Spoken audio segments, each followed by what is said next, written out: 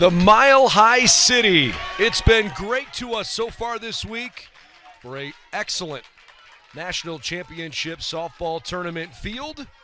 We are ready for the final game of the day and this second elimination game of the tournament. The Adelphi Panthers and the Seton Hill Griffins. Adelphi out of New York, Seton Hill out of Greater Pittsburgh.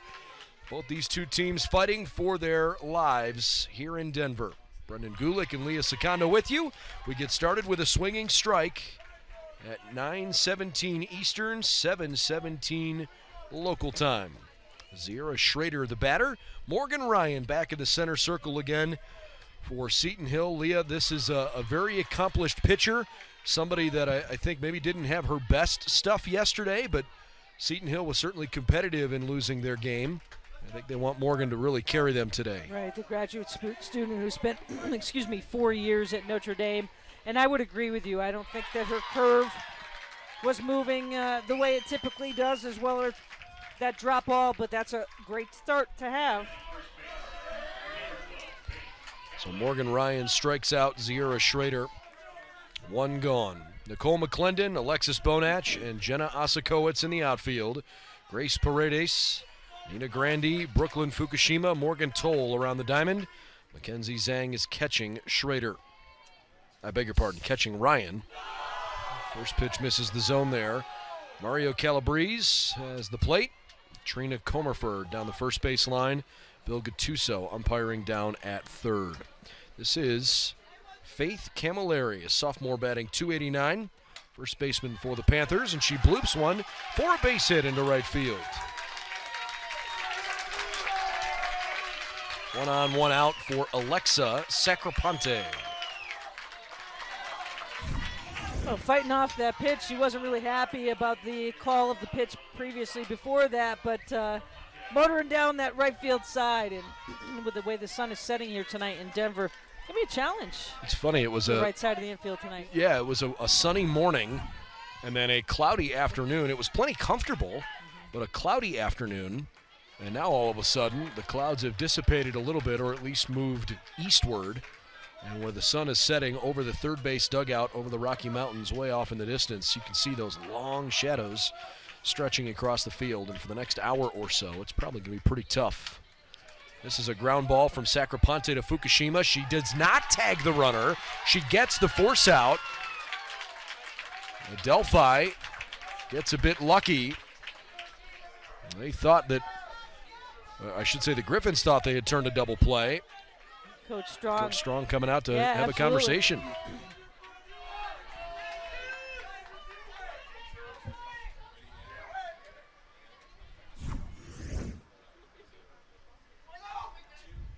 Certainly looked like she got it there, but they'll talk about it. Tough to see from that angle there. Maybe our first base camera possibly. If you are just joining us for the first time here this week, there is replay review available here at the National Tournament Championship. Each team with 2 replays at their disposal, and they are not going to review it. The umpires got together and said that definitively she missed the tag. We'll see what the best look we have here on the third base side. Unfortunately, that chain link fence kind of shooting through it there makes it difficult to tell for sure. But as it is, Camilleri at second after the ground out. It's ball 1 to Courtney Wengren.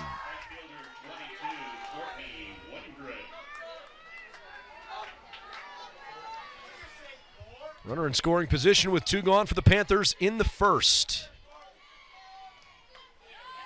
Ryan misses inside again. The winner of this game will stave off elimination, survive another day. They'll have a quick turnaround because they'll play tomorrow at noon local time. The loser of this game will head home.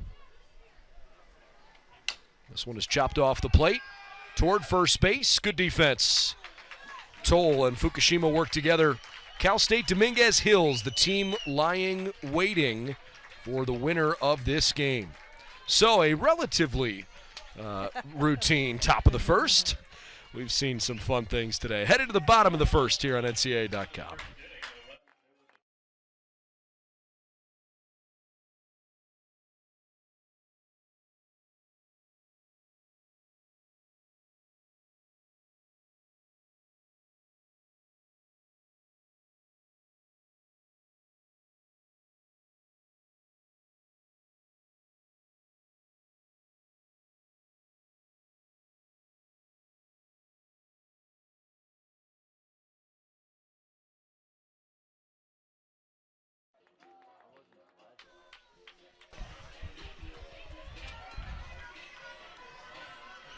It's just a spectacular Friday night in Denver. 81 degrees at first pitch with a comfortable little warm breeze rippling through.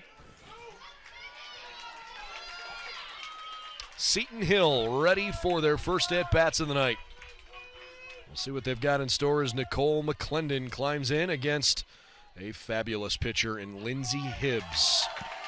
Hibbs 23-7 on the year with a 1.29 ERA. Now, Hibbs pitched yesterday in relief of Claire Fawn, who was only able to get 2 outs before she was taken out of the game after giving up 4 runs. Hibbs got banged around a little bit. She did. But it wasn't terrible. 4 runs on 9 hits over 6 1/3.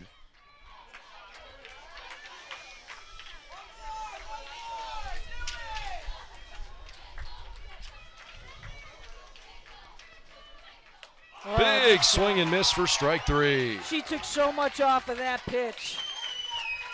Looked like a big balloon with helium on it. And working that outside corner.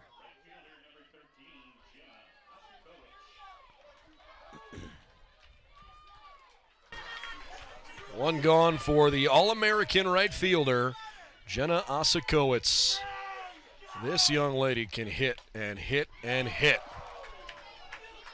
Bounces one in toward her teammates. Ricochets off the fence for a foul ball. Schrader, O'Neill, and Wangren in the outfield. Lombardi, Farhat, Owens, and Camilleri around the diamond. Angelo Lignelli is catching.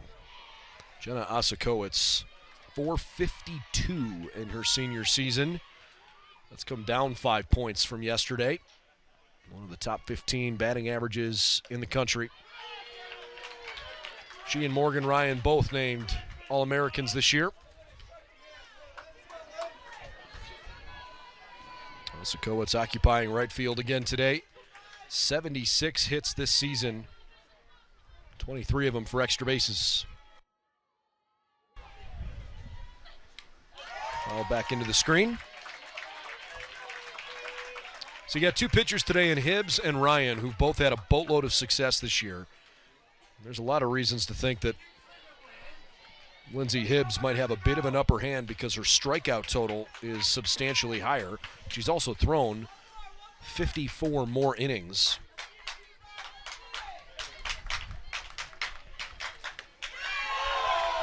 Hibbs misses the outside corner there.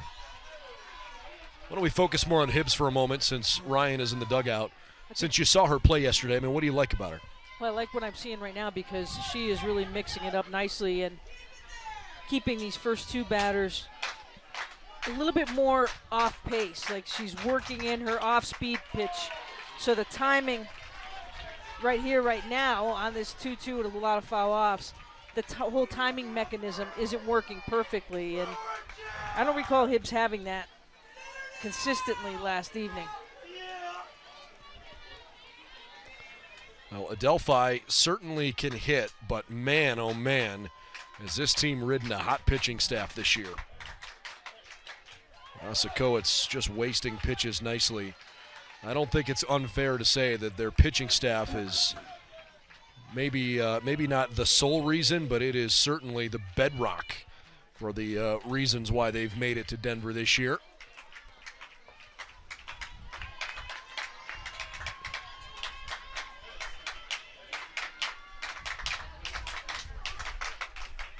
Nope, not quite. Full count.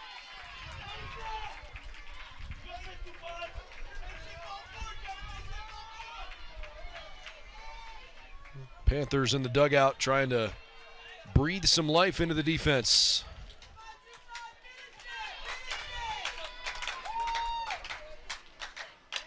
Osakowicz, a sharp grounder. Amanda Owens takes care of it.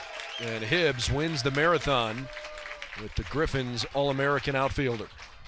The ball that got out to Owens quickly and did the right thing, just getting down on it. And I think actually getting down as low as she did on the ball, the way that the sun is, the trajectory of the sun right now, definitely helped her to stay in front of that ball and be square onto it. And so now Morgan Ryan, who was named an All-American as a pitcher, but she can handle the bat quite well. 321 on the year. She's got 3 homers, 24 RBIs, slugging almost 500. Not too bad for somebody whose primary job is to get outs the way she does in the circle.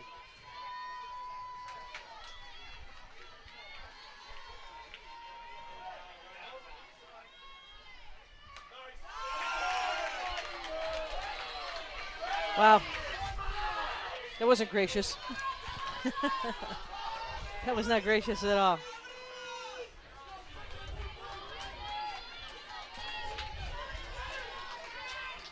Two balls and no strikes. There's a called strike.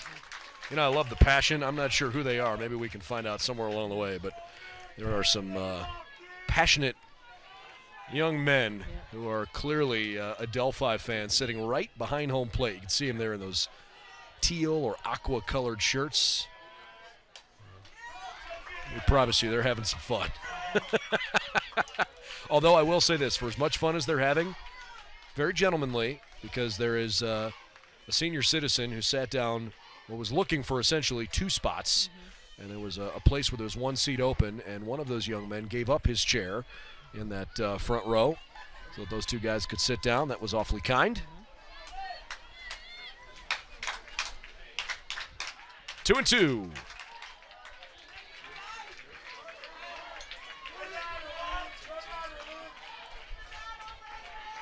There they are. If you're going to be here, be loud and be proud. That's right. Number one team in the country, UT Tyler, survived the first elimination game. They had a pretty impressive offensive eruption in the fifth inning, scored 8 runs. They were down 5-4 and then took a 12-5 lead, won by that margin. So UT Tyler moves on to play Auburn Montgomery. Southern Indiana, the first team eliminated this week. Big swing and miss from Morgan Ryan for strike 3. The energy is tense in an elimination game here in Denver. We are having fun watching two good pitchers get off to a good start. There is no tomorrow, and Hibbs working it in the circle, striking out 2 of 3 of the batters she's faced. Come on back on the flip side on NCAA.com.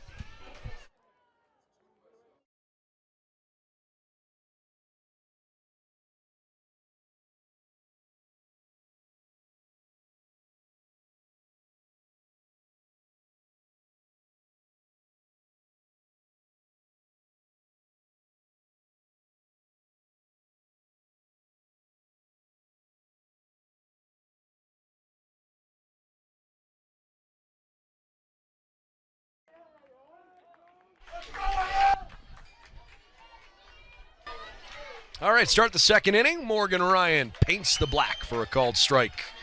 Amanda Owens, Jaden Farhat, Lauren O'Neill. 5-6-7 due up for the black and gold. Pitch on the way, and it is apparently off the plate outside. Adelphi had the only hit in the first inning. Faith Camilleri blooped one into right field.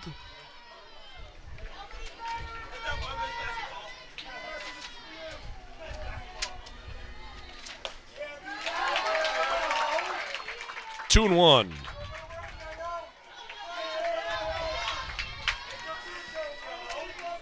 I have a hunch that this is going to be a tight game. These two teams feel really similar to each other. Absolutely. Yeah, I would agree. There's ground ball toward Grandy, the shortstop. Takes her time, makes a good throw. And just like we have seen thus far, a team that if you make any type of very slight mistake, that could be the glaring difference in the game. So you really got to take care of the ball, make sure you're following in. Got to communicate in the field, got to back up each other. Be smart on the base paths.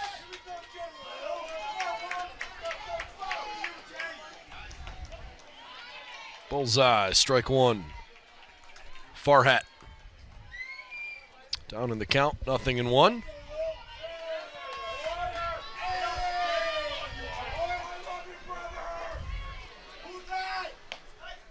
Zips it in there for a called strike. Sophomore hitting .310. She's played second base all but one game this year. Adelphi comes in 47-14. Seton Hill is 41-11. 0-2 pitch on the way home here.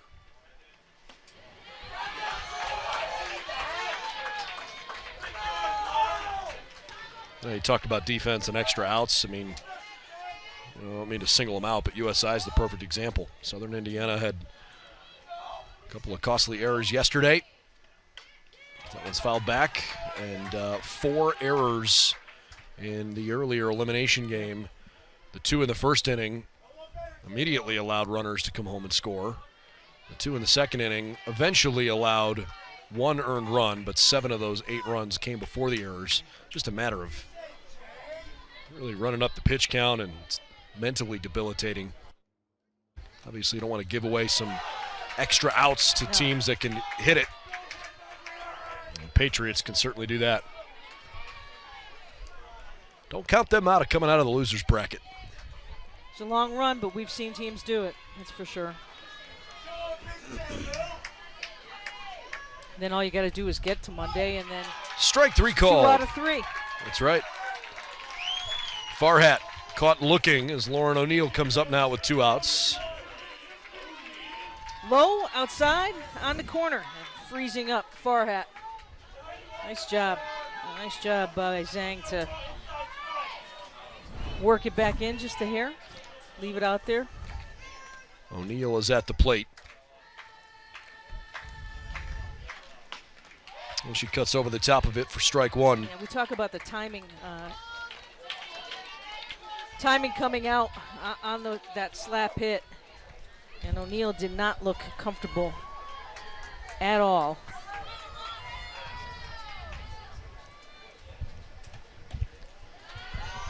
Well, last year, the National Championship Series, West Texas A&M and Biola, those were the 5 and 6 seeds in the tournament. You can pretty much just throw the seeding out the window. It really just doesn't matter a whole lot.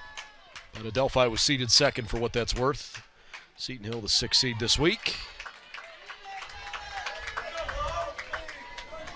Seton Hill was actually the only visiting team yesterday to lose. They dropped their game 4-0 to the Warhawks. That's a foul ball. Griffins left 8 runners in scoring position yesterday, including 7 in the 4th, 5th, 6th, and 7th innings combined. Somebody's going to have to come up with a clutch hit for the ladies in red and white.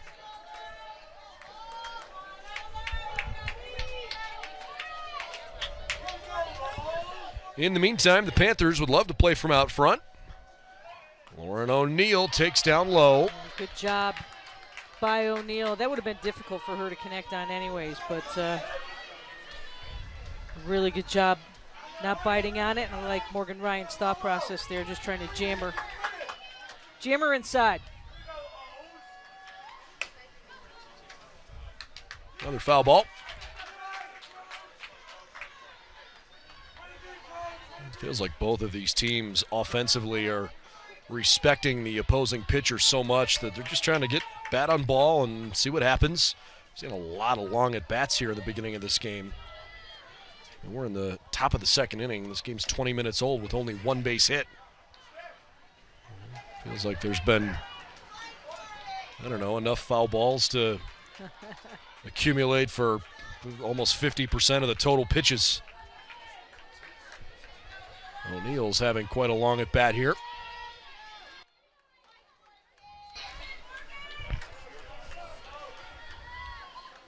Again, the payoff, it's a half-hearted swing to the left side. Grandy can't get it over there in time. On the overthrow, O'Neill stays put. They're calling it a base hit all the way. Yeah, finally got one, put it in the hole. And unfortunate that British couldn't come across the diamond a little bit quicker. It might have cut that one off. Would have been difficult anyways for Grandy to make that play for where she was in the hole. And as you said, just a good long AB for O'Neill to get a ball where she needed it to be, to chop it in that 5-6 hole. Ashley Lombardi, first pitch swinging. Right back through the box. How about first to third? Is that ever aggressive? She's out at third. Oh my goodness. What a relay. That is the cardinal sin. You can't make the third out at third base. Ball not hit deep into the outfield. And as you said, a nice job on the relays and the cuts here. And a good throw, no question, out by a good 2 steps at third base. Knocking down the rally. And we remain scoreless here in game number 4 of the day.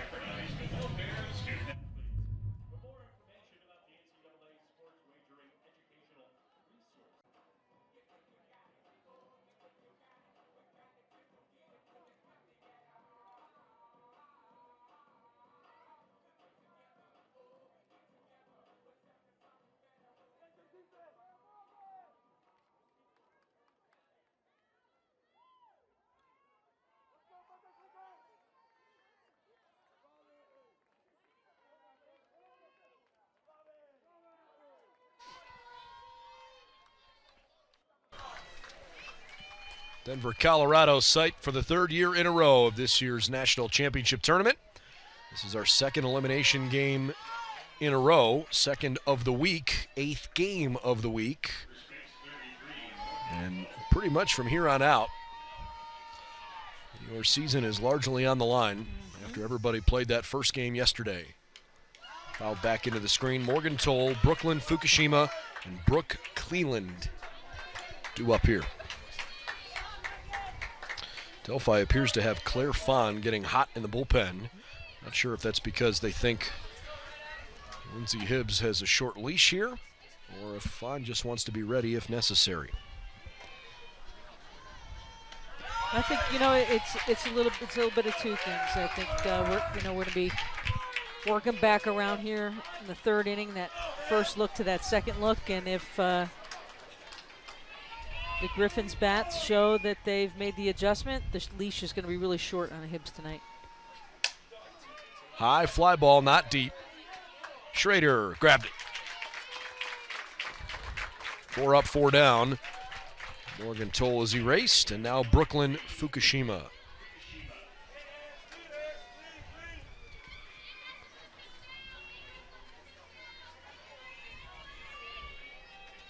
Brooklyn, the 2nd baseman. One of several freshmen in the starting lineup here. She's hitting .302 on the year. And she takes down low, ball 1.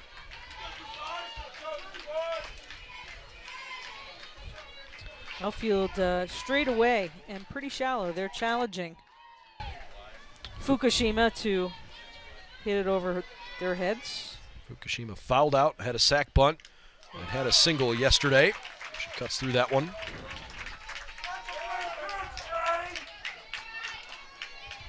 So far, so good for Lindsay Hibbs. That's how fast the sun is setting. You see those shadows have already stretched all the way into right field. Popped up by the plate.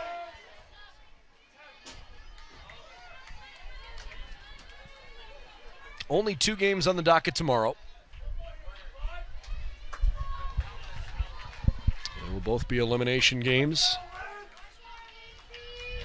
North Georgia and Rogers State both started the week 2-0, and man, have they looked good.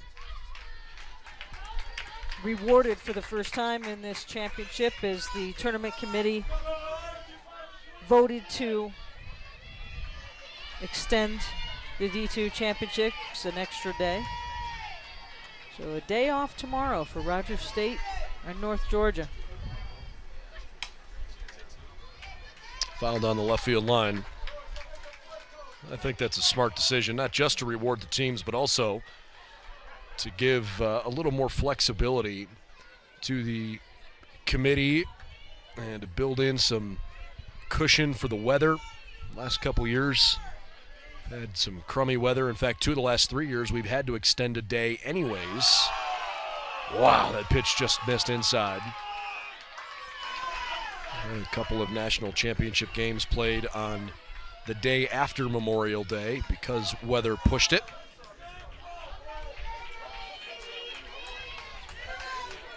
3-2 to Fukushima.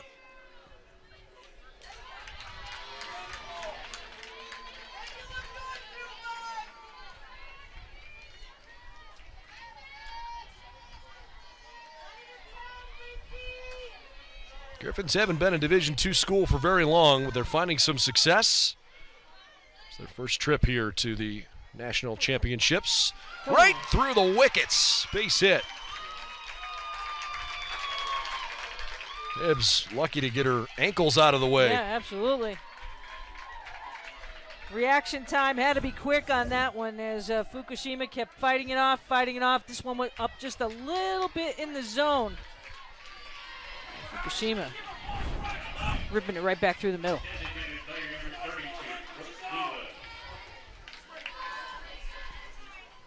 So, 1 on 1 out for Brooke Cleland. Designated player today.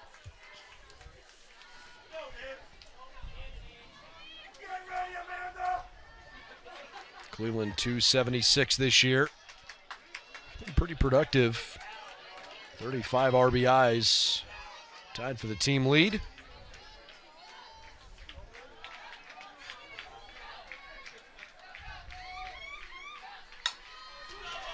On the left side and through, base hit. Fukushima stops at second, back-to-back singles, and the Griffins are in business. Griffins finding the holes here. Much the same way that we saw in North Georgia. UT Tyler just connect, playing base to base right now. And as you mentioned, there was activity with Fawn out in the bullpen for Adelphi. And this, as we are getting close to getting through the order for Seton Hill, and just how long will that string be? Grace Paredes, one of the better hitters by average on this team. It's actually second behind the All-American Osakowitz. Has 12 doubles on the year. That's second on the team. Slugging .516. Got a good eye at the plate. Doesn't strike out very much. Cuts through that one.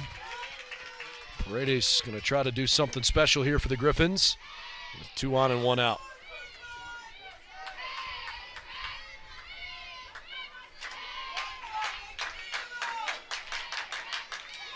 Fouled back into the screen. That was so far in on Grace's hand. She was lucky. Get a piece of it.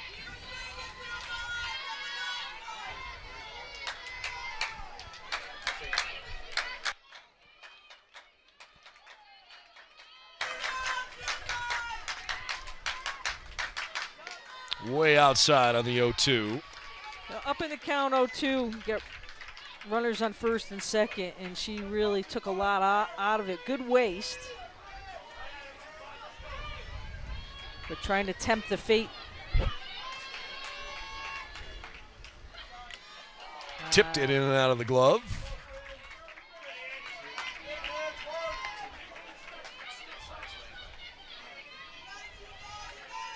You got a favorite moment of the week so far yet?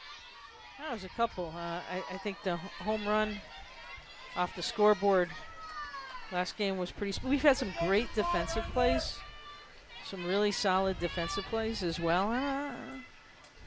The list is still being created here on day number 2, game number 8.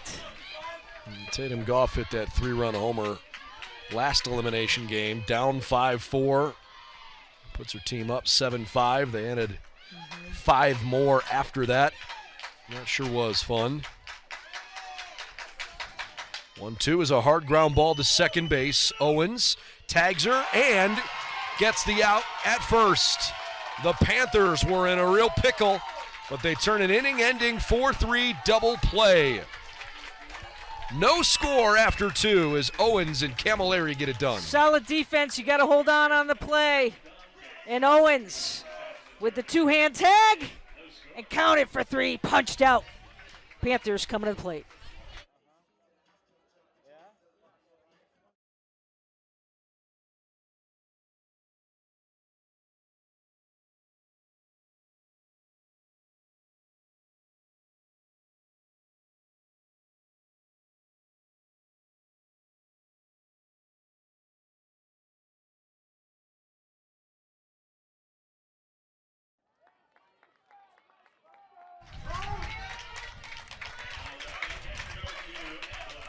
Top of the third inning, Adelphi, no runs, 3 hits, no errors, 2 left. Seton Hill, no runs, 2 hits, no errors, and 1 left. Double play got Adelphi up to the plate to start this third inning. And as quickly as they ended that last frame with that exciting DP, Angela Lignelli singles on the first pitch she sees. So actually, it's 3 straight hitters that have come up with base hits at the bottom of the order. Remember that runner was thrown out at third base to end last inning. Like Lignelli's thought process here, jumping on that first pitch. Got her gear off and got in the box, ready to put her hitting shoes on and help this team. She looked over to third base, making the motion like I'm coming to you. Ziara Schrader struck out her first at bat. Chops this one. It's a tough play. It's over the third base bag. No chance for Paredes to get that. Schrader aboard, a couple of singles now. The Panthers are coming. Different types of slaps that you can do, and Schrader does a nice job slapping this ball down into the ground, and especially with the type of surface that we have here, bouncing it over the top, making it easy for that base hit. So a mound visit here from assistant coach Brooke Sullivan. Head coach Jessica Strong doesn't usually head out to the circle unless it's time to make a change. Brooke Sullivan's second season with the team. She was a grad assistant at Frostburg State prior to coming to work with the Griffins. She played at George Mason. Played in the A-10 tournament a few times. Pretty good hitter. Actually had the 3rd most doubles in a season in school history when she was in college. Representing George Mason. Now in the dugout for the Griffins. All right. Nina Grant, I beg your pardon, this is Faith Camilleri. Grandy, the shortstop for the Griffins, is playing all the way back on the edge of that infield cut. First and second, nobody out.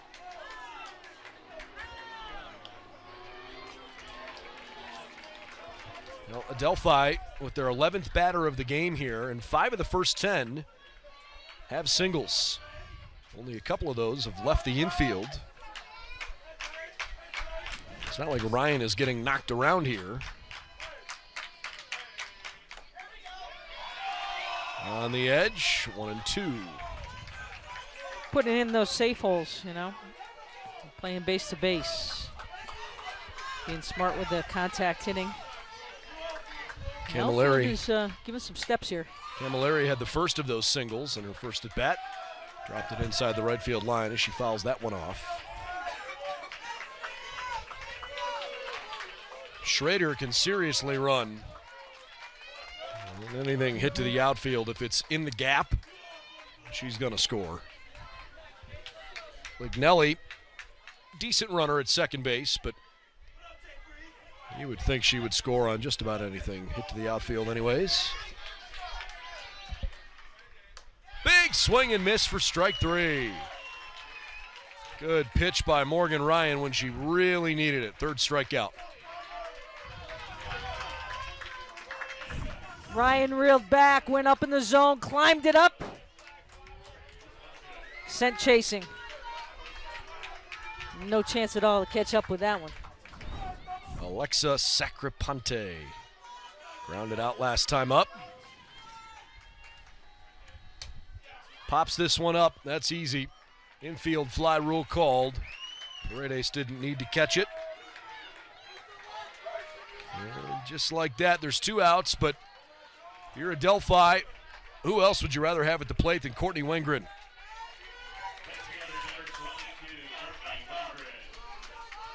Looking for a run. Morgan Ryan gave up a couple hits to open the inning. Almost out of it. Fouled away.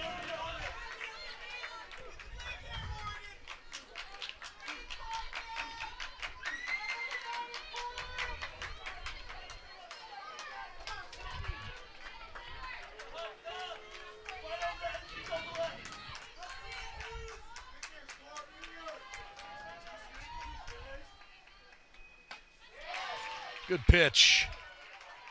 Tell you what, and if I'm Morgan Ryan, I'm staying right in that spot there. I'm not trying to go back to the outside.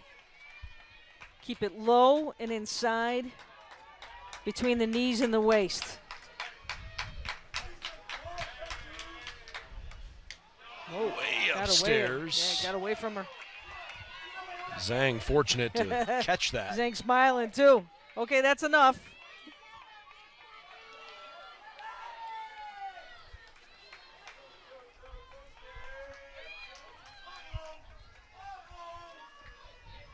Two on, two out. The 1-2.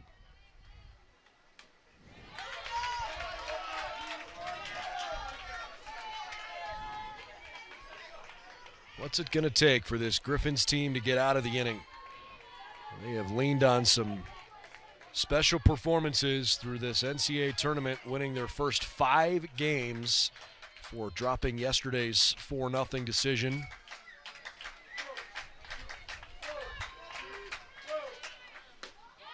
Did she go? They don't even appeal. Now they finally do, and she held up.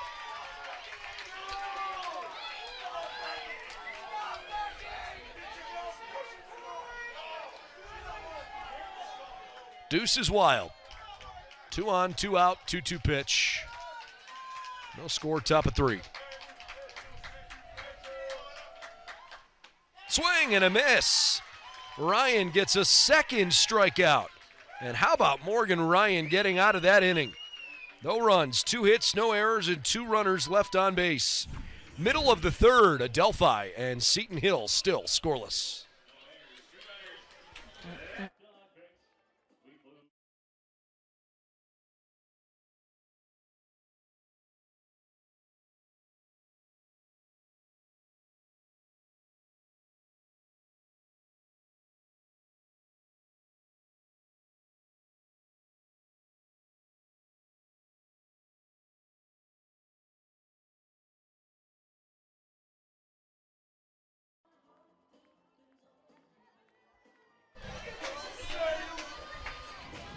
Something's got to give. There's been some offensive opportunities, but the only thing that really counts is that the scoreboard is still 0-0 as we head to the bottom of this 3rd inning.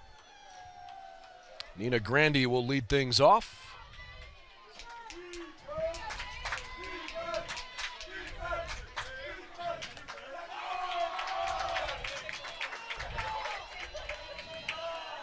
Nothing in 1 to Grandy in her first at bat of the day.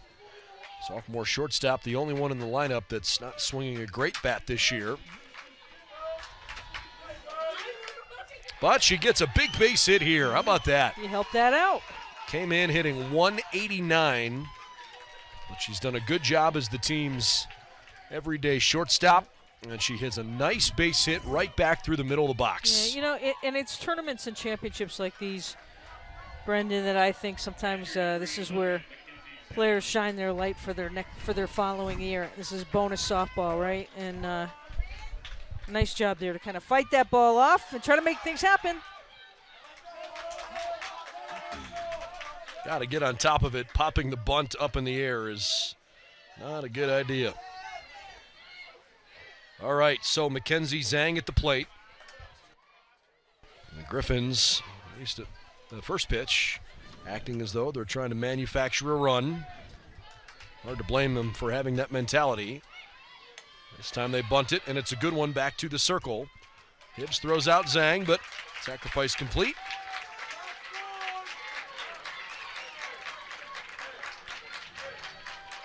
Did the job, got it down. It wasn't looking pretty that first attempt. But all of a sudden, now we're back at the top of the order. Nicole McClendon bats with a runner in scoring position and 1 out. She struck out against Hibbs in her first at bat. A good bunt, trying to come up with a hit, and it is perfection.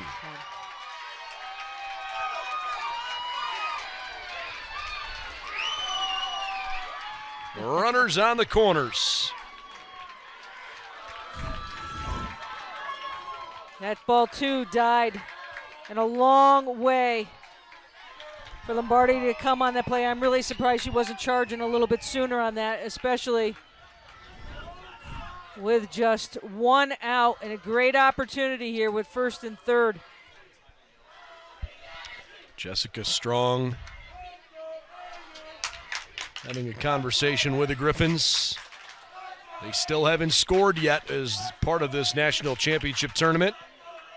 Shutout yesterday. Maybe this is their big opportunity. Meanwhile, Coach Campagna on the other side. A little powwow in the middle. Adelphi knows, hey, it's still a scoreless game. Let's keep our head about ourselves here. Make sure to handle this situation appropriately.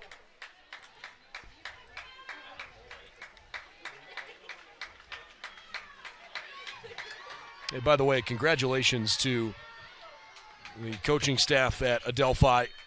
They were named the National Fast Pitch Coaches Association Regional Coaching Staff of the Year today. And it's a big honor. Done a great job this year.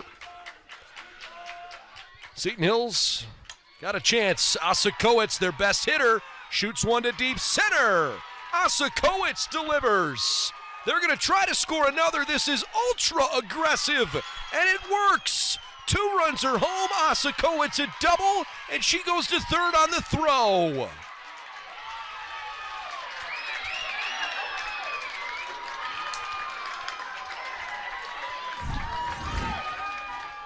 O'Neal kind of froze out there a little bit in center field, Brendan, as she went back on this ball. Stopped for a second, straight up. Sliced right over her head. Wheels base running by the Griffins. And advancing wisely. Again, aggressive base running, moving ahead, watching where the throw is going. And if it's too high and no cut is made, taking advantage and getting that extra base. The All-American Asakowitz delivered in a big way. But how about the ultra-aggressive base running? McClendon just hit third base when the ball got to the cutoff. I mean, it was full-blown, I dare you to throw me out at the plate. And the throw was a little offline.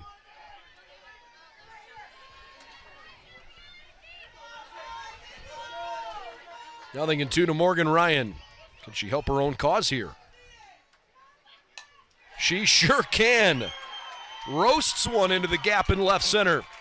Asakowitz could moonwalk home if she wanted to. Back-to-back RBI doubles. The 2 and 3 hole get it done for the Griffins. 3-0. Hibbs took something off of this pitch. Ryan read it the entire time. Finding the gap, shooting that gap easily. Asakowicz trotting home with the third run. Morgan Toll has a runner in scoring position.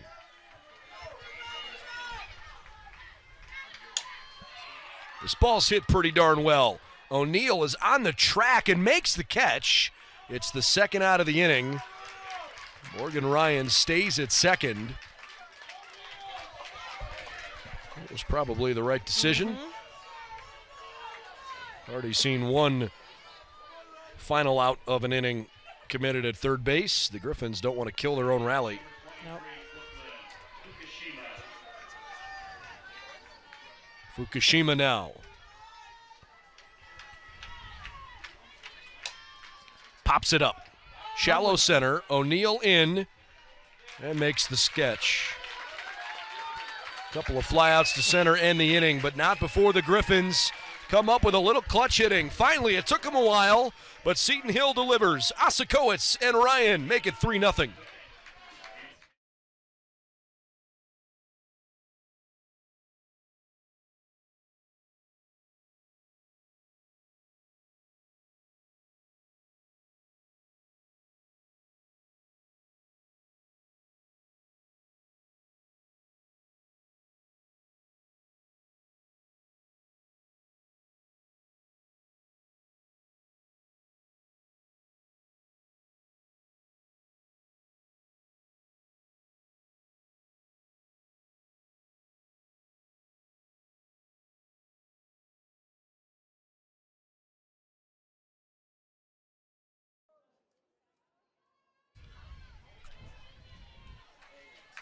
It'd be a fun place to watch a game from. Free ticket if you're lucky enough to live there. 3-0. We're in the top of the fourth inning. Adelphi needs to do something to answer that bad bottom of the third. That's a good start. A leadoff single for Amanda Owens. The junior jump, we call it. Jumping on that first pitch. And Owens, a little bit late with that swing plane coming through. Going with the pitch and slicing it right down the right field line. Nice job. Adelphi's had some opportunities, man. 6 hits. We're only 1.5 times through the order. It's not like their bats have evaded them. They just need some clutch hits, need to string a few together, move some runners into scoring position, because right now their biggest mistake is actually running out of an inning. Yes. They had 2 hits in a row to end the second inning because that runner was thrown out, and they had back-to-back singles to start the third.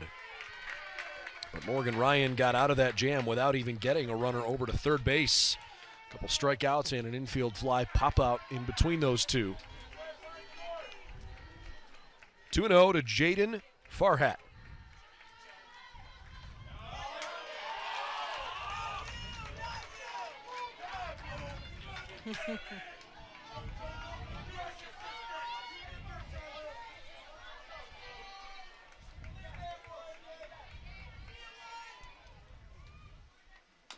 Farhat chops it foul at the plate.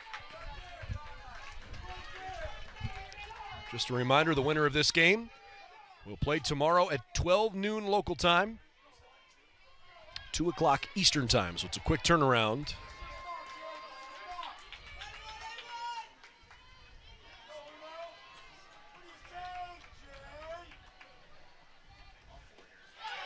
Swung over the top of it for strike 3. Farhat for the second time down on strikes.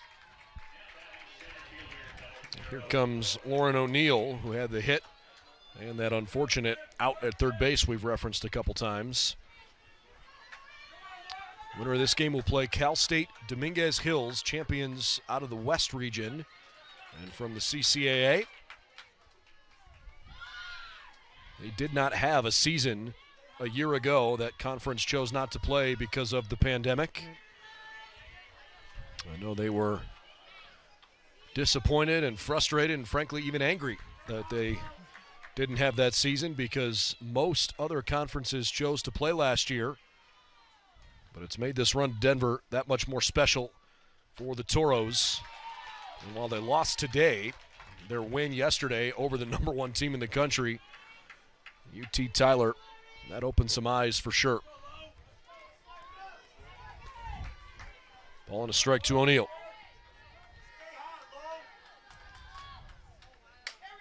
Hard grounder to third. Paredes gets the lead runner. They cannot turn the double play, though. Owens erased 5-4, 2 outs. Sharply hit ball, and O'Neill with some pretty good speed coming out of the box on that left side, despite that ball being hit hard.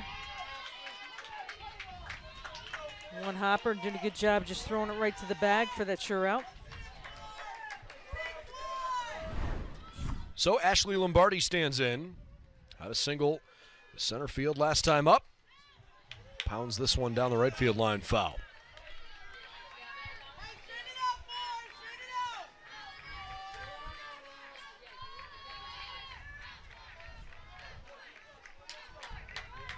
Lombardi digs in.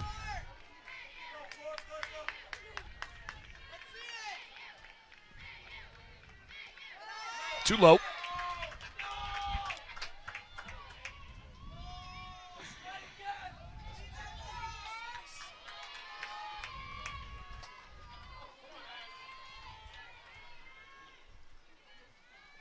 Adelphi feeling it's important to try to get something going after giving up those 3 runs.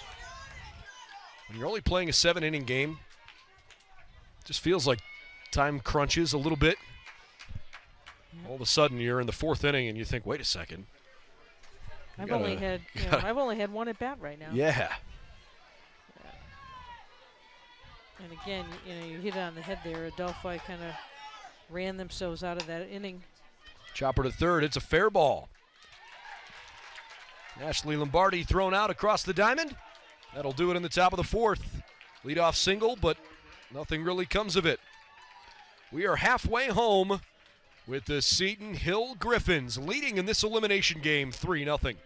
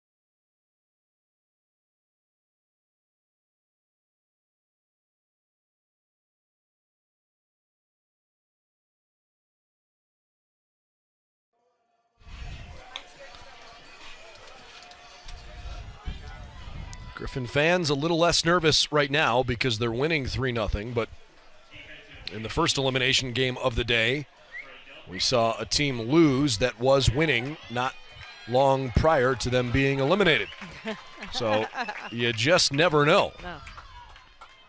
UT Tyler and Southern Indiana went back and forth and back and forth.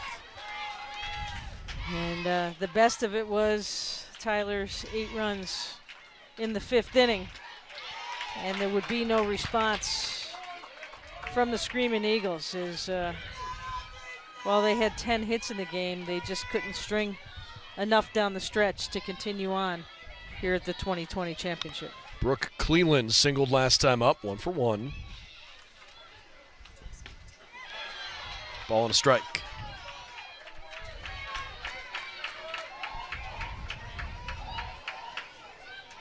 Only team that came back to Denver this year, the second year in a row, was the North Georgia Nighthawks.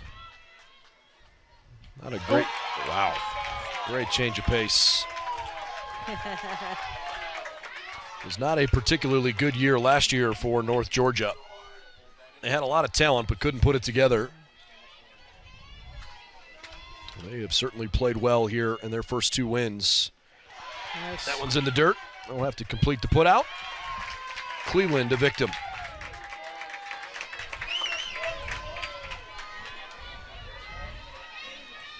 So Hibbs gets the strikeout. Watch these. Claire Fawn just laying back here. Can't pull back and check when it's not happening, and not once. I'll tempt you twice with it and see if you can catch up with it. I dare you. Paredes, the batter, she's been pretty active over at third base.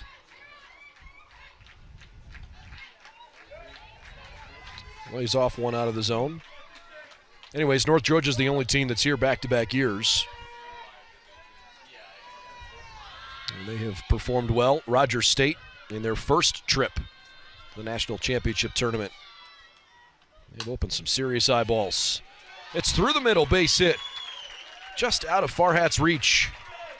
A 1-out single for the Griffins. North Georgia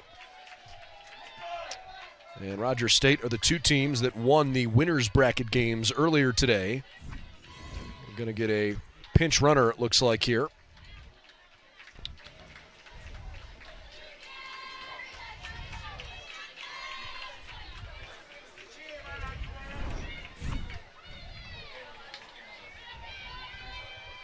Is it Kelly Pollock? Yeah.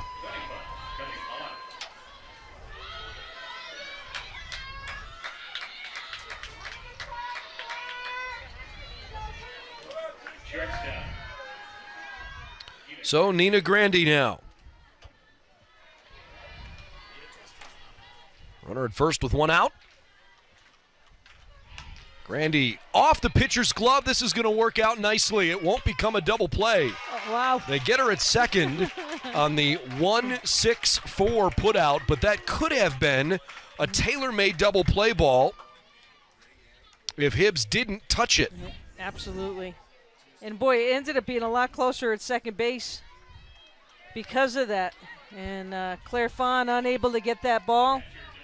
And actually, with Fawn's height going up over the top, nearly came away with it. And my goodness, that ended up being a little bit closer than it should have been, too. I said Hibbs. I meant Claire Fawn. Did we talk about her coming into the game? Yeah, just last. Okay. Sorry about that. Last batter. Right over my head. Can you tell we've done 8 games here in about 30 hours? Things are starting to run together. Sorry about that.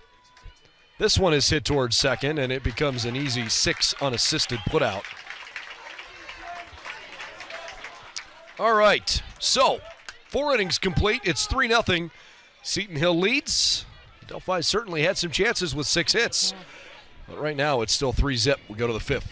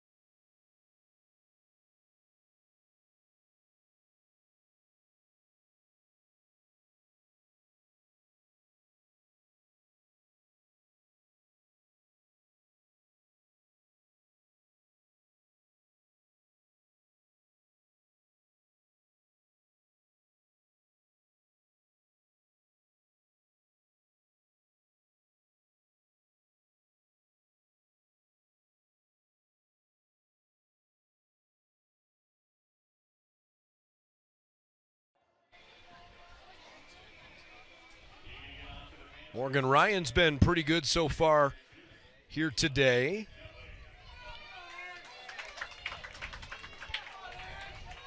Ryan's pitching with a 3-0 lead. That's a common theme for Seton Hill. Usually when she's out there, good things happen for them.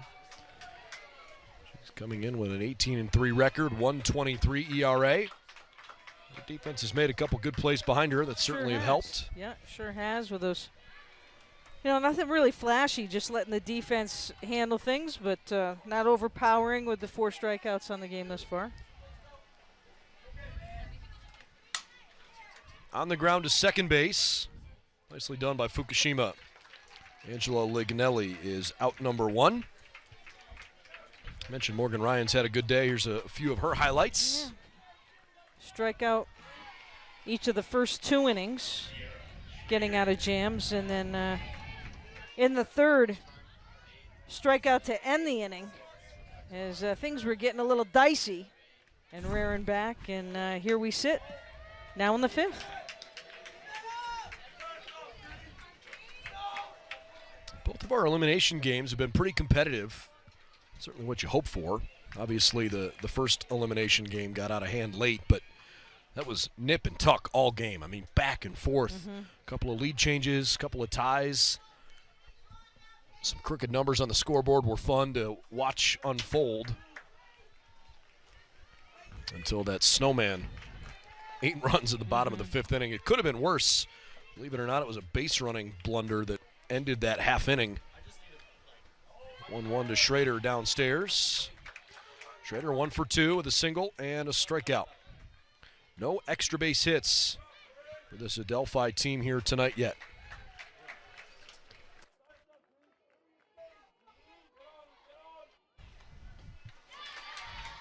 2-2. Schrader kind of falling away in her motion towards Ryan. And this is where, are you going to crossover step, or are you going to crossover step right there? Got to have coverage here. She got there! What a play! That could be added to one of our defensive gems of the short week thus far. Boy, that was a tweener ball. You've got Schrader flying down the line. Fukushima was like, should I get there or not? Good call off for the second out. Dang, was that a sweet play. You can't really teach that kind of effort. You got to either want it or you don't. And Morgan Toll with a doozy. Camilleri down in the count, 0-1.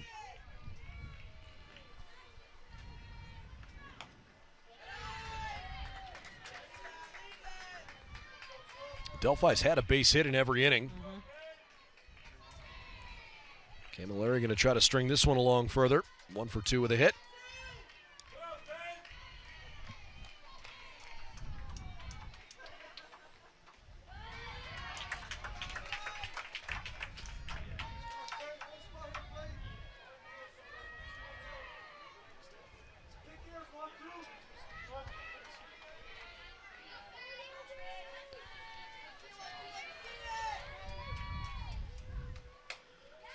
Fisted. It drops in front of Fukushima. And by that point, oh my gosh, she was called out.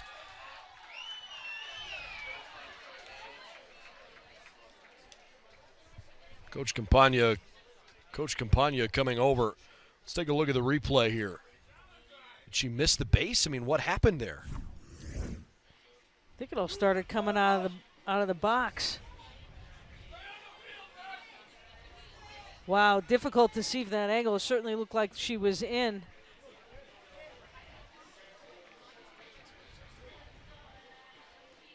Actually, that might be the right call. She slid past the base and then caught it with her tagged hand. it with her hand afterward. I mean, they're going to review the play here. Again, called out on the field, so it's got to be irrefutable to overturn it.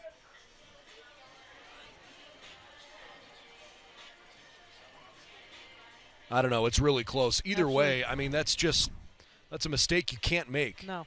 I mean, from the moment you start playing the game, you're taught you've got to run through the base. And if you hit the bag, if she hits the bag with her feet there, it's not there's even close. No question about it. Yeah, absolutely. I don't know if Camilleri thought there might be a collision with where Toll was sort of standing and she didn't want to collide with her. Again, we'll show you full speed looks first as we send the replays back to Pittsburgh. Again, the replays are conducted off-site, and the decision is relayed to the umpires. We'll see what happens.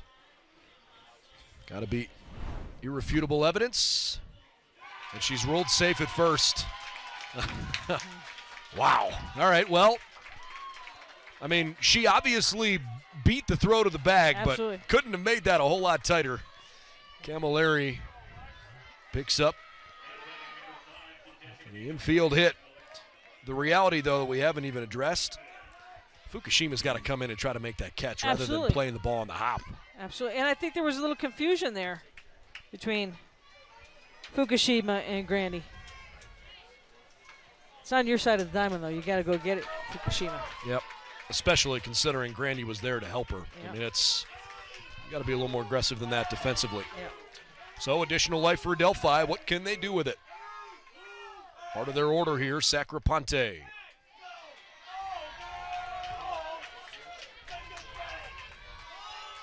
No runs, 7 hits, no errors. 5 left for the Panthers.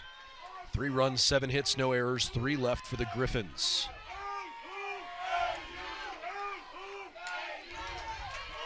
One and one.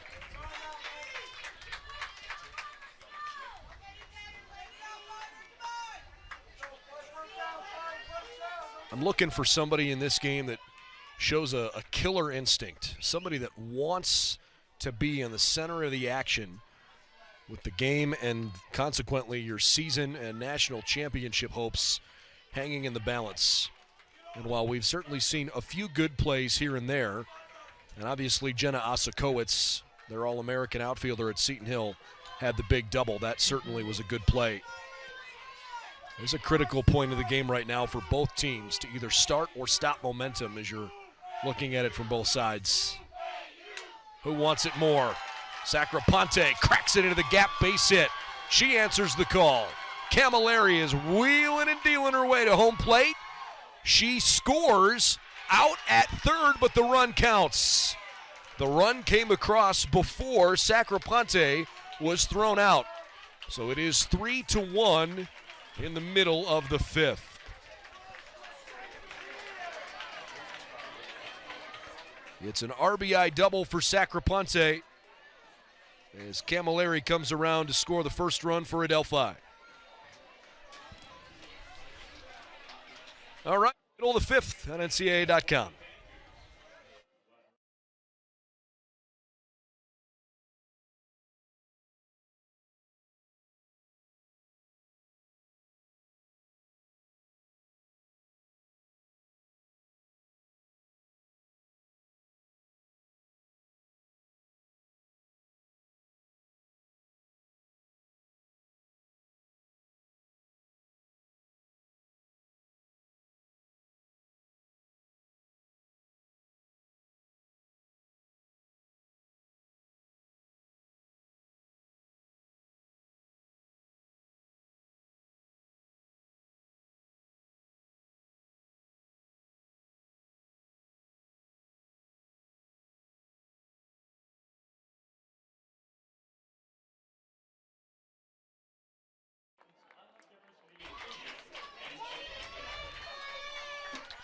Home half of the fifth inning.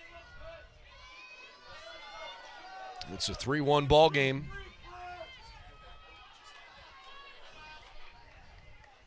See what the Griffins can do with the top of the order coming up.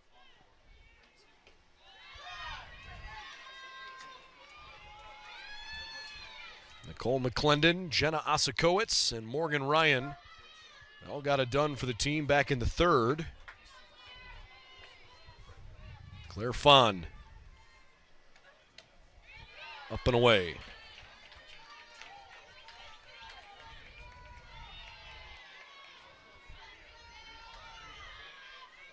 Not a whole lot of wind to speak of. It's more of a still night at this point. Temperature has cooled off. It's very comfortable. Now in the upper 70s. But it might be as sticky as it's been all day simply because there isn't a whole lot of breeze. But it's a gorgeous night for softball. We did have a 42-minute delay today for Lightning in the second game of our 4 this afternoon. I've never walked out of a press box wearing sunglasses, needing them during a lightning delay. But there was lightning within the 8-mile radius, and that's the rule. And thankfully it did not rain. We've had no threat of rain since then. So we've gotten actually back on schedule pretty quickly because that second game ended up being only an hour and a half. It was a run rule after 5. So despite the delay, we really aren't all that far behind today. Osakowitz with a runner at first base after the walk. McClendon can run well. She's got 20 steals on the season. This is slapped to the shortstop. Far hat to second base, and it is just in the nick of time.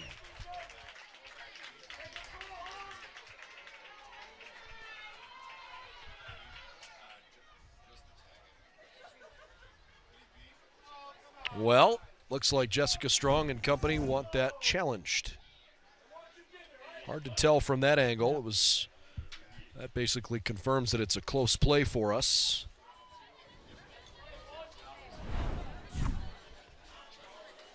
So, time to hop on the headsets. What's your gut reaction? I thought she was already starting to stand up once that ball got in the glove. I thought she was safe. But we'll see what Pittsburgh has to say about it.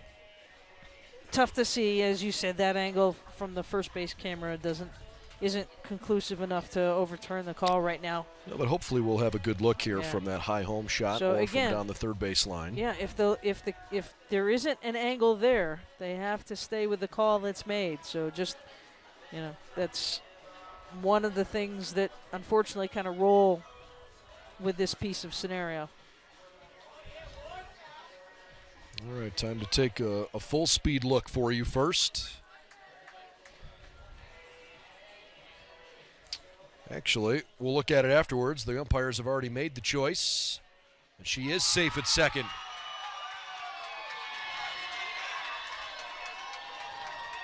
Leah was right on the money with that one. Seton Hill with 2 on now and nobody out. It was the short hop that really was the difference. And what a big difference of this scenario now too, right? 2 runners on now. Ryan can help herself. She doubled last time up. This is a big opportunity for the Griffins to open up this game. Not a base hit, just a fielder's choice for Osakowitz. But there are 2 on and nobody out for Morgan Ryan.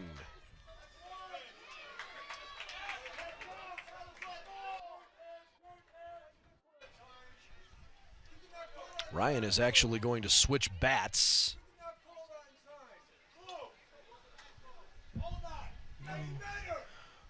Hold on a second. What happened here? Supposedly, I guess there was time called. So there's no pitch.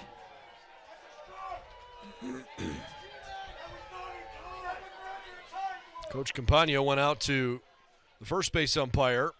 Jessica Strong came out to her batter and had a quick word with the home plate umpire.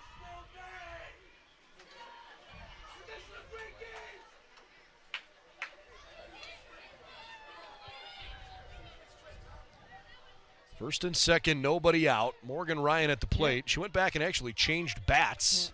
Yeah. And that's what she was calling time for. She wanted to go back, and she realized she hadn't had the right bat. The pitch was thrown, which is the right thing for Fawn to do. You just throw the ball, so no count. All right. This will be the first pitch.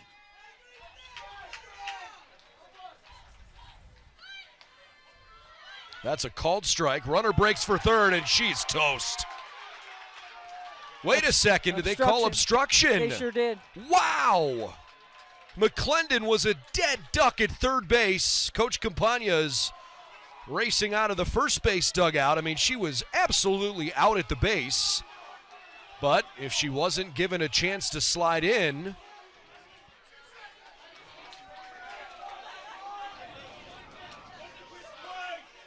I don't think she blocked the base necessarily. Yeah, she was, it sounds silly to say that she was standing in front of it, but the runner had already gone into a dive, and you can dive through a squatting would-be if she's fielder. got her if she's got her leg down in front of the bag, blocking the bag, that'll be the difference here. And let's see if we can pick it up on the. All right, let's take a look They and haven't see. said it definitely whether they're going to take a look at it, and evidently they are not. So it's obstruction. You know what? That's the right call. Absolutely. That's really, really frustrating if you're Adelphi. But by the book, that's absolutely the right decision. Yes. Wow. Good replay to prove that the call is right. But boy, if you're an Adelphi fan watching this, well, and the crazy part don't of it throw is something through your Ryan's still in the box screen. with one strike. Change bats, right? Faked a bunt, pulled back, got the ball. The steal is on. Strike is called there. So it's actually a 1-1 count. Obstruction is called. The runner gets third. They've had more scenarios just in Ryan being at the plate here.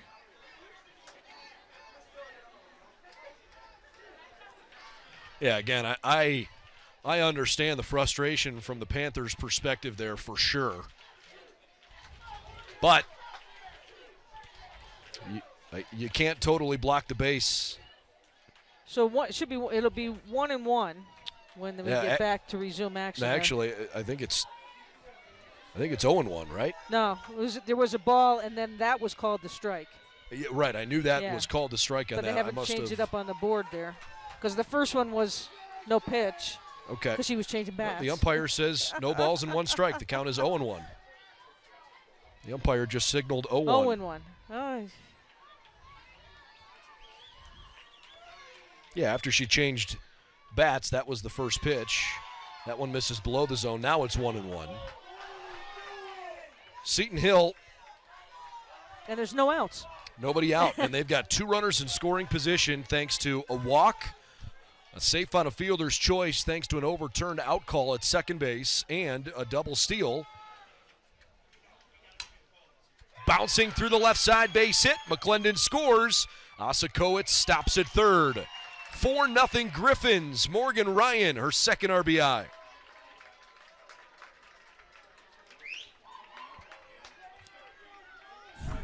That 1-1 count.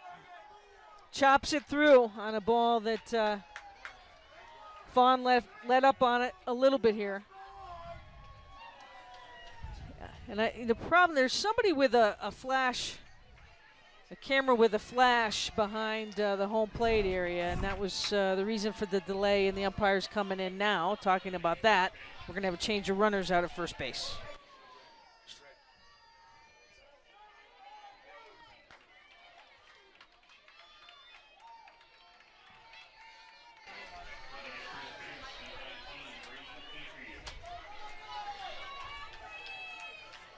(4-1), bottom 5.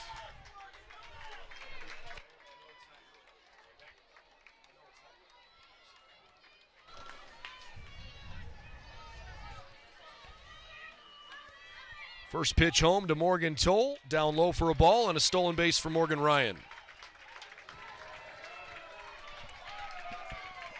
I beg your pardon, not Ryan, but the pinch runner out there at second base. It's Courtney Murphy, isn't it? Okay. So Toll, 2 runners in scoring position. He's 0 for 2, but remember, she hit it to the warning track last time. Good pitch on the outside corner.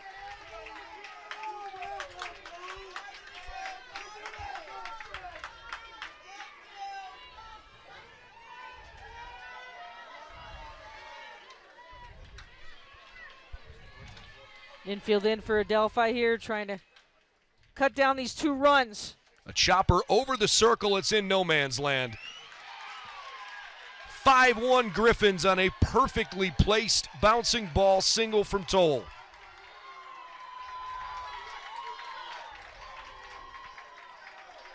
And still, nobody out.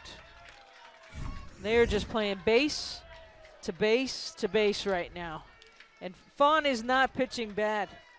You know? No, not at all. You know, these are all like choppers. And again, the surface playing to the likes of the speed. Always here, hit it down, hit it hard, make the fielders play the ball. Well, they're getting some great bounces here off the surface for sure. This feels like death by 1,000 paper cuts. Fukushima soft rollered up the third base line. It is a foul ball. And I'll tell you what, so lucky there. You aren't kidding. At third base, that would have been a base blunder to get back to the bag. Brooklyn Fukushima 1 for 2 with a single and a fly out.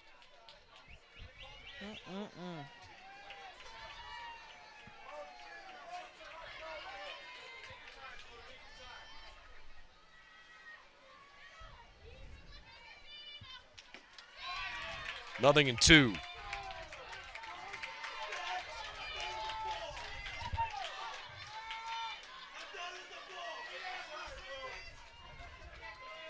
Runners on the corners with nobody out.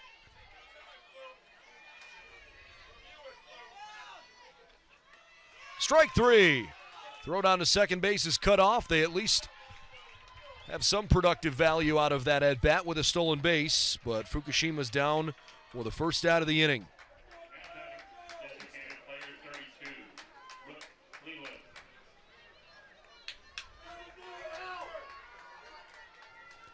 So Brooke Cleland, the DP, with 2 runners in scoring position here. 4 stolen bases in the inning.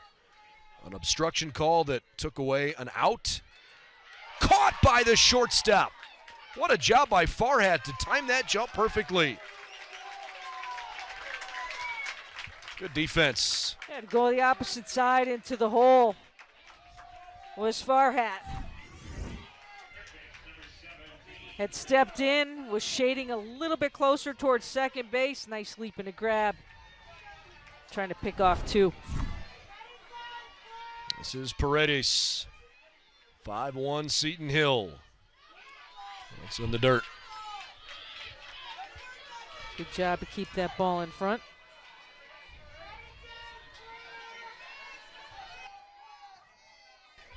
Paredes hit into a double play in the second. Singled last time up in the fourth inning. RBI singles from Ryan and Toll this half inning.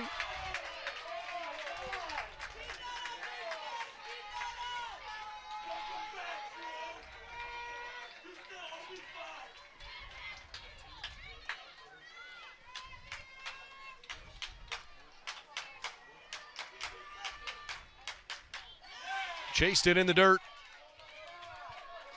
1-2. You know, you made a really good point earlier. Fana's pitching fine. Yeah. But you got to have some really thick skin right now if you're in that circle.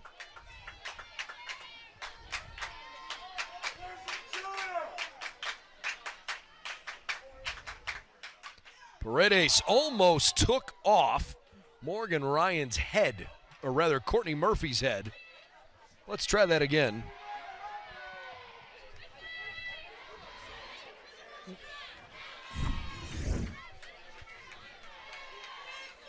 Athey, woo! Almost lost our hair bun. Bree Athey, I beg your pardon. I said Courtney Murphy. I was looking at Adelphi's roster. What was I doing? Sorry about that, folks. Bree Athey, the runner at third base. There's a ground ball to the shortstop, and it's bobbled by Farhat. Oh, no. Out at the plate. Well, at least one run came home if you're a Griffins fan. Ran right through a stop sign. That'll end the inning, but 6 runs on the board now for Seton Hill, including 3 in the 5th. Some sloppiness for sure, but Seton Hill right now is out front 6-1.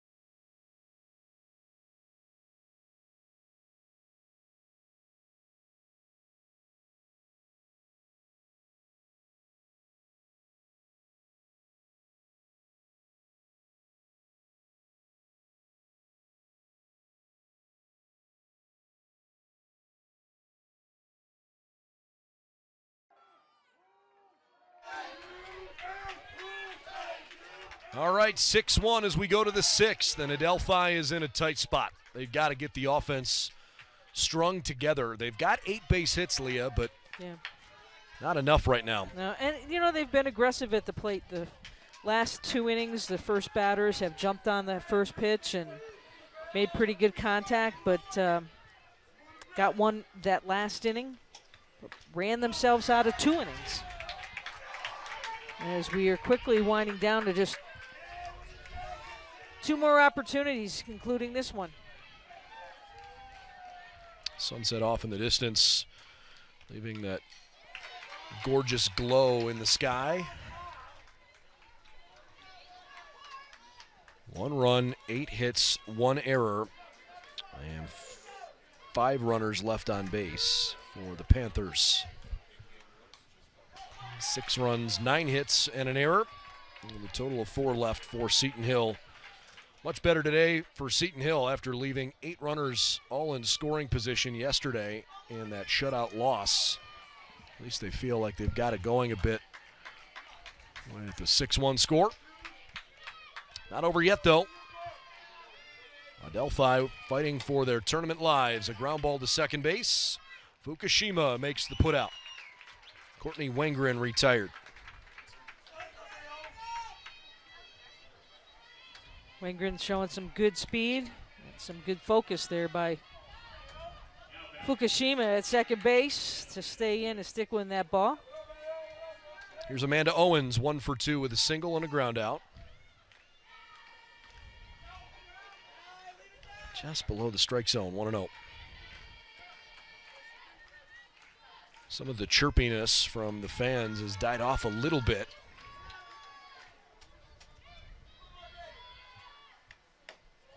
Upstairs.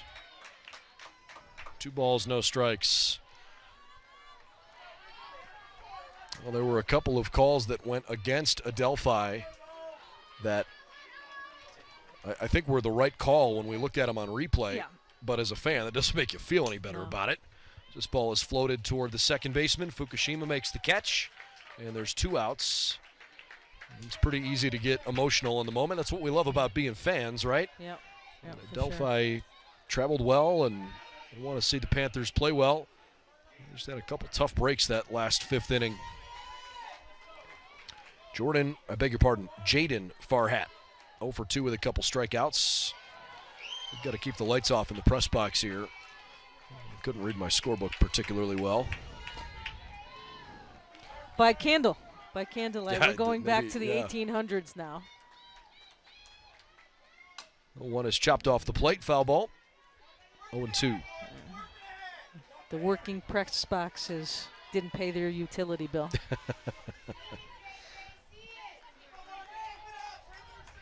Couple strikeouts for Farhat. Let's see if she can get something here. A little 2-out rally for the Panthers. On one hop back to the circle. How about a 1-2-3 inning for Seton Hill and Morgan Ryan? The Griffins, they are locked in right now, including Ryan on both sides, pitching and hitting. She's had a great game.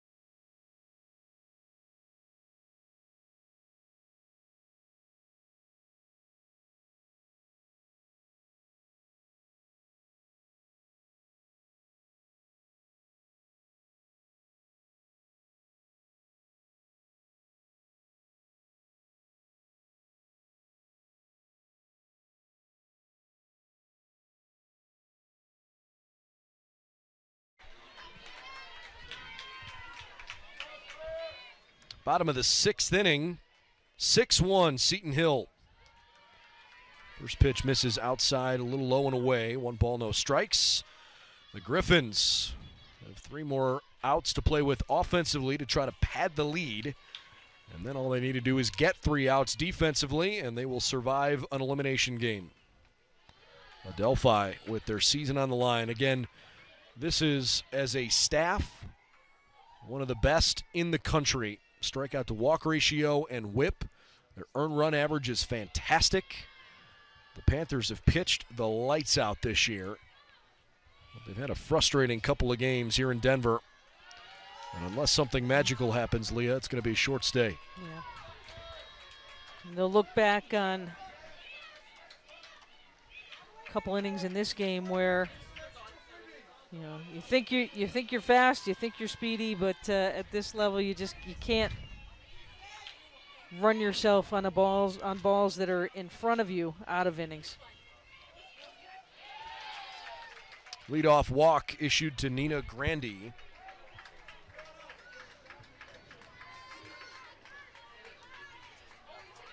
So Grandy's aboard for the 3rd time. She had a single in the 3rd inning. She's also reached on a fielder's choice and walked. Mackenzie Zhang now, sacrifice bunt, and an inning-ending ground out. Leadoff base runner for the Griffins in the 6th. Called strike. North Georgia and Rogers State both won their winners bracket games earlier today. So they've got the day off tomorrow. Each are 2-0 and just 1 win away from that best-of-3 championship series. We'll have 2 games on tap tomorrow. All the way to the backstop.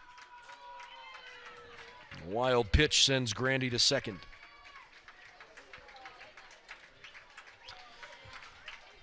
Our first elimination game saw the number 1 team in the country, Texas Tyler, come back from a 5-4 deficit with an 8-run 5th inning, and they beat Southern Indiana 12-5, so the Screaming Eagles have been eliminated. They're the first team to go home. UT Tyler is going to play against AUM, Auburn Montgomery. There's a flyout out to center field. Auburn Montgomery lost to North Georgia earlier today, 8-0. Cal State Dominguez Hills in the first game of the day got rocked by Rogers State 10-2. Had a couple of lopsided games today. And so Cal State Dominguez Hills will play the team that wins this game, and both of them will be 1-1. Right now, that's looking like Seton Hill.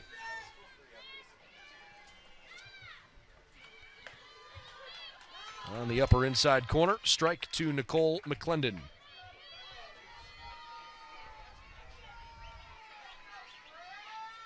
Kind of like the, not just the face paint, but the glitter on that eyeliner. That's kind of fun.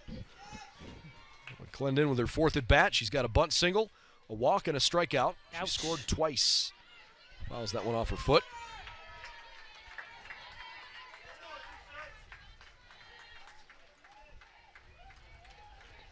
Bedazzly on the face. Yeah, I dig it. The third base umpire, Bill Gattuso, coming down to the home plate umpire, Mario Calabrese. I'm not sure exactly what the deal is here. Did they call? No balls and 2 strikes. What did I miss there?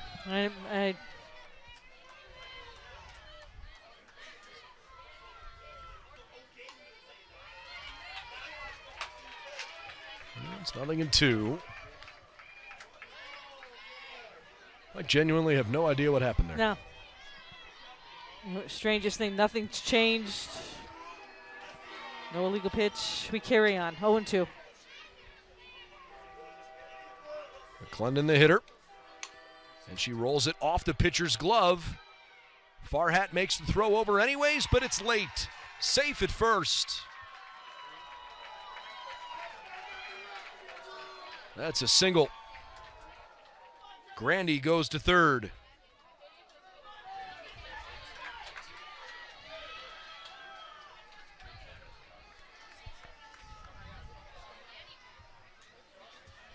And Adelphi is going to congregate in the middle of the diamond. 9th hit of the day for the Griffins.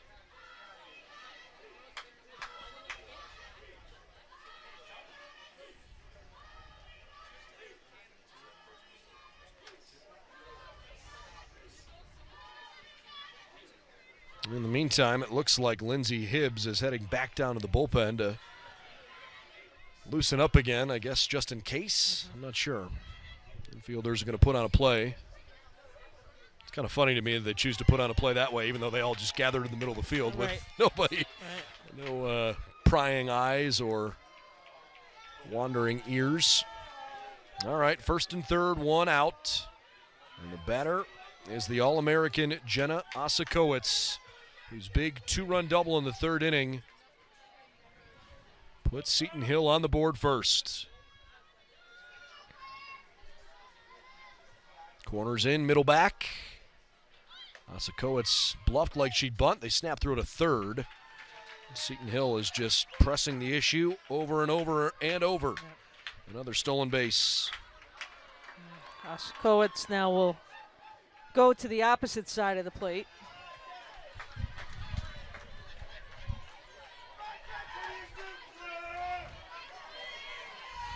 Second and third, 1 out.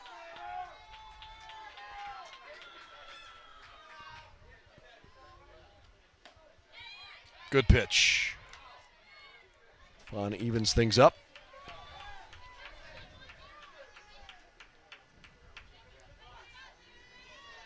That hurt my shoulders to look at.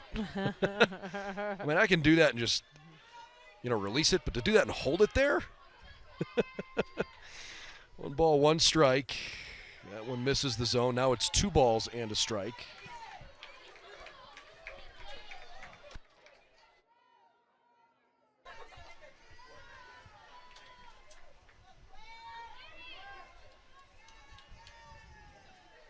game-winning run is at the plate at the moment. Osakowicz takes inside. If she were to hit a walk-off home run here, that would finish off the game in run rule fashion. And when McClennan's look in reaction after you said that. Ground ball to second base. Osakowicz is thrown out, and everybody else just kind of had to hold steady.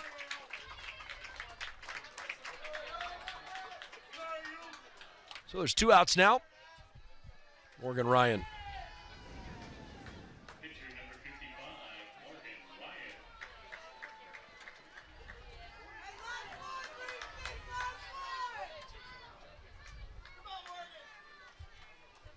Ryan's had a great day, hasn't she? In the field and at the plate. Really looked like a totally different pitcher, carrying, I think, her demeanor a lot different than she did yesterday as well. And obviously it helps, bodes well when you have a 5-run lead as far as walking with confidence in your head held high. All-American pitcher, but she's got RBIs in her last 2 at-bats. A double and a single. Uh-oh. Snap throw down. Waiting for the run to come home. Oh, my goodness. Both runs score. I mean, it's the story of the tournament. Defensive mistakes have been absolutely killer.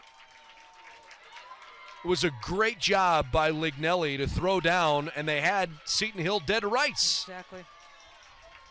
Twice. And catching a break, we talk about catching breaks, and that is a lucky break for the Griffins. Wow. 8-1. Ryan bats with 2 outs and the base is empty. It's 2-0. There's a called strike. Well, if Adelphi loses this game, they're going to feel the same way that Southern Indiana feels as they head home. Just can't play defense the way they have. As Ryan cracks one to Farhat. Makes a good strong throw across to end the inning. But a couple more runs come home. Only 1 base hit in the inning. And the Griffins take an 8-1 lead as we head to the top of the 7th. Last chance for Adelphi here in this elimination game in Denver.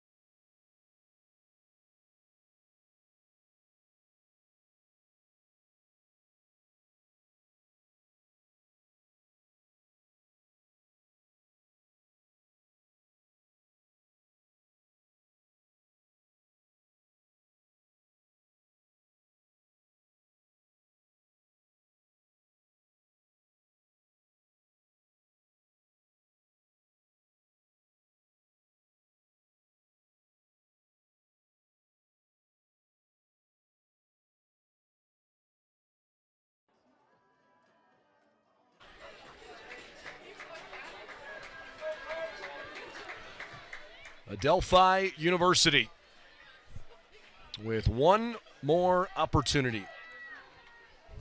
They're down 8-1 in the top of the 7th inning of this elimination game as Seton Hill looks to lock up a win and hope to play Cal State Dominguez Hills tomorrow at 12 noon local time.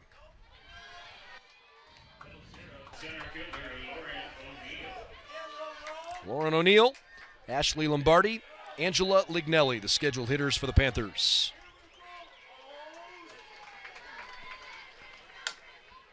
Chop back to the circle. Ryan puts it away for 1 out. Morgan Ryan's thrown a gem today. Steady, fielding her position, yet she's given up 8 hits. But just steady in the circle and a better command of her pitches. I like that big shamrock on her glove, too. I think a little luck of the Irish is always bodes well. I'm not going to hear any arguments from me. Ashley Lombardi, 1 for 2 on the day.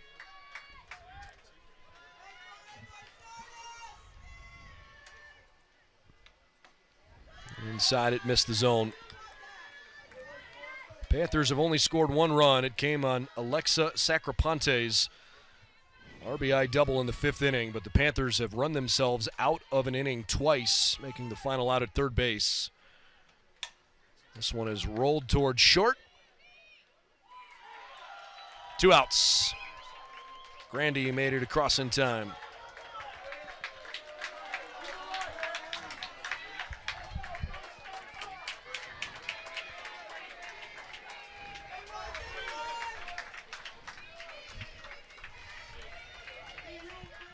Final hope is Angela Lignelli. Panthers have had a really good season at 47-14. Made a great run through the East region, won the regional championship. I'm sure they're a bit disappointed with the way things have gone since they came here. Carla Campagna and her assistant Lou Vanacore, they were named the NFCA East Region Coaching Staff of the Year. Program record 47 wins, breaking the 1984 team record. Competing here in this championships for the first time in 6 years. It just hasn't been their week. No.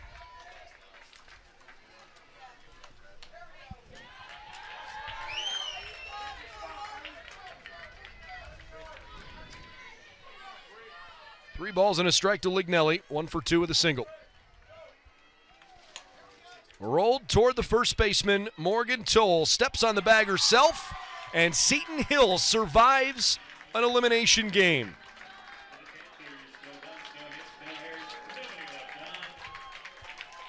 The Griffins are moving on to play Cal State Dominguez Hills.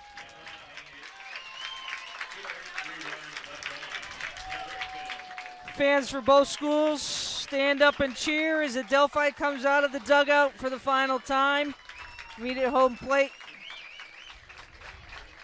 Solid season, Brendan, as you mentioned, for the Panthers